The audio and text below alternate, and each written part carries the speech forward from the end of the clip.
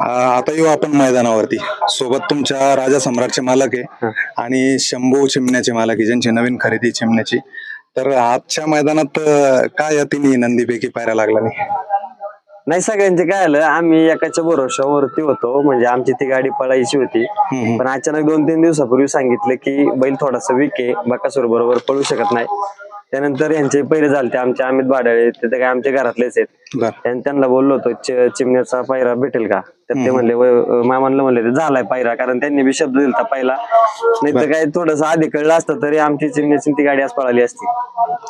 Future काय, बकासूर आणि किंवा चिमण्या, राजा सम्राट यांच्यापैकी कोणता नंदी 100% मैदानात तिन्ही बैल शाकीर पाहिजे, तिन्ही बैल आपल्या बैलाला म्हणजे पूर्ण येत. आमच्या तिन्ही बैलांसंग पाळणार आम्ही.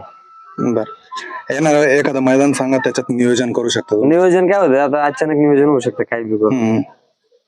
बर, शेवटचा प्रश्न, मराठवाड्यात बकासूर येईल का कधी? कारण की बरेच तुम्ही नाशिकला जाऊन आले, मुंबईला जाऊन आले, पुणे साईड भरपूर ठिकाणी जाऊन आले, पण मराठवाड्यामध्ये छत्रपती संभाजीनगर पण असा एक जिल्हा आहे की तिथं भरपूर खेळ होता.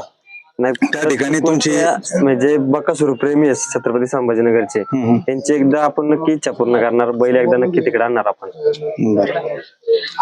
धन्यवाद मामा, आणि बकासूरचा प्रवास असाच अखंड राहो. शुभेच्छा चॅनलच्या तर्फे. धन्यवाद.